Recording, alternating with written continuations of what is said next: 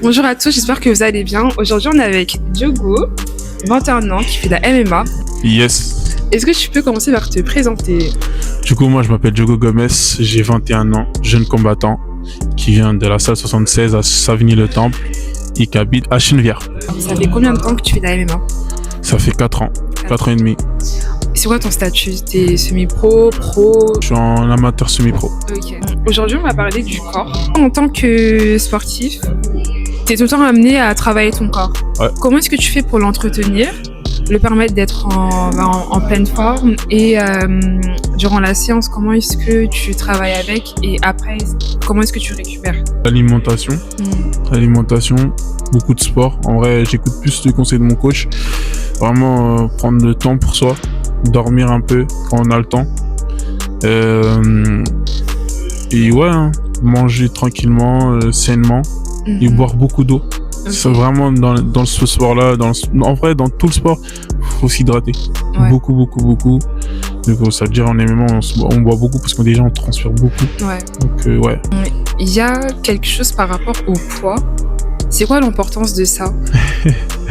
L'importance de poids, c'est que, par exemple, on a une catégorie à respecter. Par exemple, moi, je combats en 84 kilos. Donc, ça veut dire, moi, la vie de tous les jours, je suis à quoi? 90, 88. Okay. Et ça veut dire, j'ai vraiment ce truc où il faut que j'atteigne un minimum à 85 kilos, 86 pour perdre doucement. Donc c'est pour ça qu'on a ce temps d'entraînement. Enfin, les combats ils sont un peu longs, on combat tous les 1 mois, 2 mois, 3 mois parce que faut une prépa, faut vraiment que ton corps il descende. Tu perds du poids tranquillement, sans cutter. Parce que je suis pas de la team où faut cutter parce que le cutting c'est quelque chose de très dangereux et j'ai déjà fait. Et je veux vraiment éviter, donc ça veut dire qu'il faut vraiment prendre le temps de vraiment d'aller faire du sport intensif, vraiment de bien transpirer comme ça. Dès que tu arrives au combat, tu es prêt, tu es déjà prêt physiquement. Et quand tu es prêt physiquement, donc tu es prêt mentalement après. Ok. Zéro blessure, zéro fatigue du corps. Comment est-ce que tu entraînes ton corps au quotidien? Comment j'entraîne mon corps au quotidien? Salle. Salle, je cours un peu. Piscine. On voit pas beaucoup, mais je vais à la piscine. Ok. Piscine et puis voilà. Et est-ce qu'il faut une carrure spéciale? C'est-à-dire, est-ce que les muscles c'est important ou c'est plus la technique qui joue? On va dire pas vraiment. Ça dépend le muscle. C'est pas à moi de venir baraquer que tu vas gagner. C'est ce muscle intérieur, comment dire, ce bon muscle genre. En gros, c'est pas les physiques, on va dire, des abdos tracés, ouais, c'est pas ça. Non. Méga gros et tout. Non, c'est vraiment c'est plus la force antérieure. Ouais, voilà. Okay. Voilà, c'est ça. Et après, ouais, technique. Okay. Il faut avoir un peu de technique. Parce que tu peux être plus. Enfin, si t'as de la technique, si t'es tout cuss, je te jure, tu peux battre quelqu'un qui fait 84 kilos. Ok. Certes, il y a le corps, mais il y a également le mental. Étant donné que vous prenez beaucoup de coups, comment est-ce que ça vous impacte mentalement? Après, moi, à cause de tout ça, je suis quelqu'un, j'oublie souvent. Okay. J'oublie souvent, il y a des conversations. Tu penses que c'est vraiment dû à ça? Je pense, en partie un peu. Okay. Vraiment en partie, parce que vraiment, il y a des trucs où je me souviens vraiment, des fois, des petites questions, enfin, des petites conversations, j'oublie. Okay. Vite, on peut parler d'un truc, d'un sujet, je vais passer à autre chose. Enfin, mon cerveau tout de suite va passer à autre chose. Okay. Donc, il y a déjà cet impact-là mentalement. Mais est-ce que c'est pas plus lié à la concentration? Peut-être aussi, ouais. Moi, je pense que c'est plus ça. Ouais, peut-être aussi, ouais. En termes de séquelles, est-ce que souvent tu as des blessures liées au coup que tu peux recevoir ou c'est pas quelque chose de fréquent? Pour l'instant, non. Pour l'instant, non. Juste, j'ai déjà eu les lèvres déchirées, quoi, mais sinon, non. Tout à l'heure, l'autre, il a saigné d'une. Tu peux sortir d'ici avec un nez cassé. Hein. Ouais. Tu peux sortir avec un nez cassé. Et par exemple, même à l'entraînement, tu peux te manger un KO comme ça. Mais déjà, c'est déjà, comment dire, c'est déjà un trouble. Ouais. KO, ça éteint ton cerveau. Donc, c'est vraiment un trouble. Donc, ça veut dire, c'est le risque. Mais comme je dis, c'est le risque du métier. Si vraiment tu fais ça, c'est que tu es prêt t'es conscient de ce que tu fais, tu vois. C'est ça. Et après, c'est rien. Dans tous les cas, ça cicatrise. En vrai. question pour après le sport. Tu penses que tu feras quoi après le sport en termes de carrière, en retraite par exemple? Franchement, ouais, cinéma. Ah ouais, t'aimes bien le cinéma? Ouais, le cinéma. En mode acting? Ouais. Comme Bollier. Ok.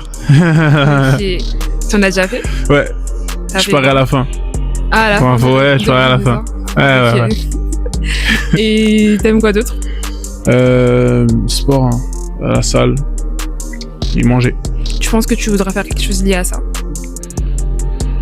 Pas vraiment. Je me vois pas être un coach ou quelque chose comme ça, mais donner des conseils aux jeunes ou vraiment d'essayer de m'entraîner juste pour le loisir comme ça, m'entraîner parce que après ça, à la retraite, rester chez moi, c'est la mort à suivre après. Non, moi je veux être un actif et vraiment être là et vraiment donner des conseils. Étant donné que c'est un sport où il y a beaucoup de coups, comment est-ce que tu peux optimiser ton corps au mieux pour éviter les séquelles et comment est-ce que tu peux te protéger tout simplement? Ah franchement, c'est une bonne question. Mais je sais même pas. Tu sais pas. Ouais. En fait, tu peux peut-être pas. Parce que tu reçois des coups, ouais. Après, il y a des grands combattants. Mohamed Ali. Il est devenu... C'est quoi la maladie qu'il a eu Parkinson, c'est ça? Ouais, Parkinson. Du coup, ouais, des gros combattants comme Mohamed Ali, à force des coups à la tête, etc., de son sport, il est devenu malade. Et c'est ça qui a entraîné sa chute. Ça, voilà. Ouais, donc il n'y a pas vraiment des moyens de se protéger en fait. Pas vraiment. Ok. Parce que tu manges des coups. Esquives finalement. Ouais, on parle des esquives. Encore faudrait savoir esquiver. Ah, faut vraiment esquiver. C'est pour ça qu'on esquive, on prend moins de coups possible. Là, c'est pas une question forcément liée au corps, mais plus au mental. Comment est-ce que tu fais dans les moments de doute? Quand t'as des doutes, quand on va dire tu peux te sentir anxieux sur un sujet, quand par exemple tu te sens pas forcément bien. Est-ce qu'il y a des personnes qui sont là pour t'aider à aller mieux? Est-ce que tu comptes sur ta foi? Franchement, ouais, je compte sur ma foi et dans ces moments-là, je vois pas personne vraiment pour on va dire canaliser entre guillemets. Vraiment, j'essaie vraiment de passer à autre chose et donc ça veut dire c'est déjà un combat. Avant le combat, c'est déjà un autre combat parce que je suis en mode à l'intérieur, je réfléchis, je suis en mode faut que je me canalise. Et ouais, ça m'arrive souvent en plus. Des fois, j'arrive, je me pose vraiment des questions, je suis dans ma bulle. Personne ne sait, parce que j'en parle pas. Je suis quelqu'un aussi de renfermé. Des fois, je n'en parle pas avec mes coachs. Donc ça veut dire, j'essaie de mettre ma musique, d'essayer d'être vraiment passer à autre chose. Pour moi, comme j'ai dit tout à l'heure, faut vraiment penser à autre chose. Dès que t'es dans ton combat, t'es dans la salle d'échauffement, pense à autre chose, écoute de la musique, parle avec. S'il y a des amis, rigole. Faut vraiment passer à autre chose. Est-ce que tu as des conseils à donner à une personne qui souhaiterait apprendre la MMA et potentiellement en faire sa carrière? Si je dois te donner un conseil aujourd'hui, c'est d'être discipliné, vraiment de tout donner et de faire sa propre carrière et d'aller de l'avant.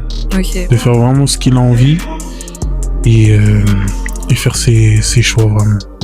Pas se prendre la tête. Le mot de la fin, c'est, on va dire, ne pas se prendre la tête. Ne pas se prendre la tête, hein. Bon, c'est top. Merci beaucoup. Je te remercie.